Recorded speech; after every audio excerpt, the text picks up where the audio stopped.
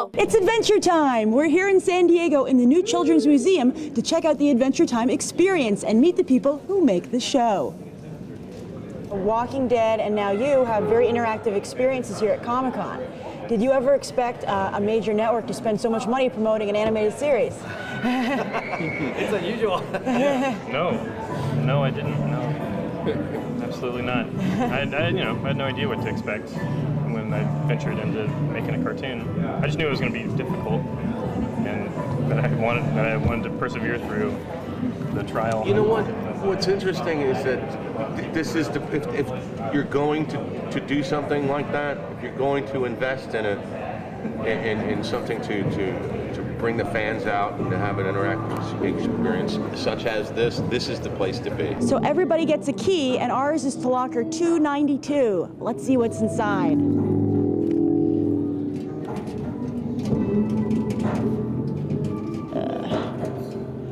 Awesome. Yeah, score. Finn keychain. I actually needed a keychain for the office. Yes. They're business guys more than they are passionate advocates of weird stuff. So that's what we are. That's our job, is to be passionate advocates of weird stuff. So I think they've done a really good job of reaching out to the constituency of this show, probably from listening to you guys.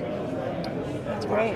Yeah, well... And Fred's really good at that. Fred's good at that, too. Fred Seibert's very good. Fred Seibert. So Amy won the #1 prize that we give away here at Adventure Time Experience. We only give away one per day. So do you want to take this? Okay, Fred. Are you excited? Oh my God, I'm so excited. I'm like preparing my body right now.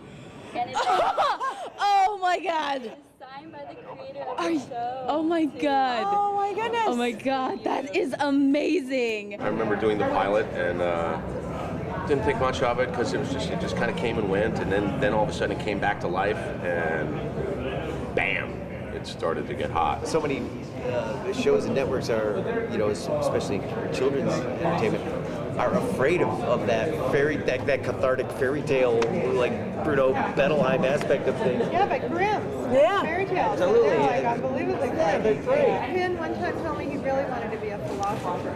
Oh. I think I was in high school when This is my mom. She follows me to Comic-Con and through my life. She's always there by my side.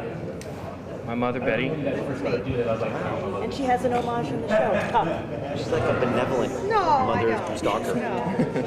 Was bad mother stalker. Was Penn always like this? Yeah, he started making animated drawings when he was 5 years old. Yeah.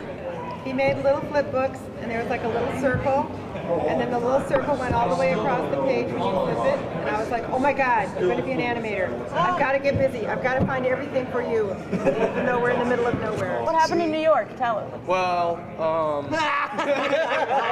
Everybody wants to know. Everybody wants to know now. well, there's they had like the kind of the when we're going like from the stage back to wherever the green room is or whatever, we'll have like a couple people kind of helping us get through there. But in New York, they're a little bit more forward, I guess, and they'll just like grab and stuff, be like, sign this. Okay, for sure, bro. Whatever you want, man.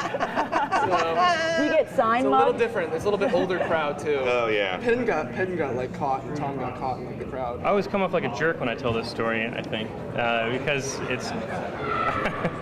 Well, I'll just say it. I was signing stuff, and then I had to leave. I needed to go eat. I was hungry, and I had to go to an airport. And so I cut off the line of people that wanted to get stuff that was signed. And I got up to leave, and then the line swarmed around because there was a bunch of people I couldn't see, and they swarmed around. And they were like, "Man, please sign this! Please sign this! Please sign this!" And I'm like, "Oh, I can't! I gotta go! I'm hungry!" And then they just kept going. And then this one person in particular. I was maybe 10 feet away from the crowd, and they were leaning over this pole, like going like this. And this one person in particular was like, "Please, please, please, please, please, please, please, please, please, please, please, please, please, please, please, please." I'm not joking. That's your own tactic. And I was like, and I turned back You around. put one extra please in there. Please. That's how it was.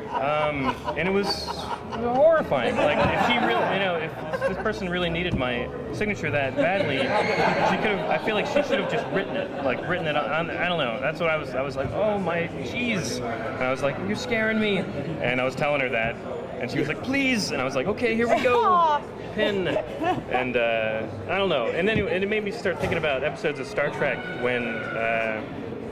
Bakula, the Bakula version, Enterprise, when he went down to a planet that was full of starving people, and he was like, well, I can't save you because to interfere with your culture would be hurting the Star Trek rules. It's the prime directive, man. The prime directive. And they were like, okay. And then he left. Or he probably helped them, I can't remember. But they would have been like, oh, okay. They would have been like, please, please, please, please, and they would have like ripped his clothes off, and he would have been like, ah, ah. That's probably what would have happened. I heard that you were inspired by Miyazaki. Yeah. But his stuff doesn't catch on here in the U.S., but your show does. Why do you think that is? His stuff doesn't catch on? You think that's real? It has a cult following, but it's not as successful as Adventure Time. Well, I think only because Adventure Time's on TV all the time. I think if you put anything on television, Yeah? You're not it'll giving find yourself enough credit. it'll find an audience. I think there's an audience for everything, and I don't know. Maybe because I have no idea. Okay, well, but my other thing for you is, Yeah. we're here at Comic-Con, you have a new comic book for Adventure Time. How does that expand the Adventure Time universe, having that comic? Well, what I think what's cool about it is Ryan North is writing it. He makes Dinosaur Comics, which is a really funny comic strip. Yeah.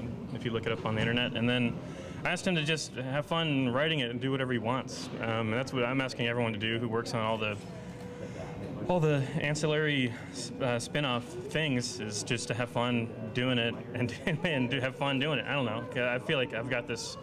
Our Cartoon Network has this property, and I'm creatively directing it. But what I just want people to do is have fun making stuff. I don't want it to be a grind for anybody. So I don't know. That's what I told Ryan. So he's just doing it up, and it's him, and I don't know. It's really silly and funny, just like his comics, and that's what I'm excited about. Oh, that's awesome. Is this me? Yeah, it's you. I'm honored. Oh, you just made my day. Oh, thank you. You're welcome. Oh, that's great.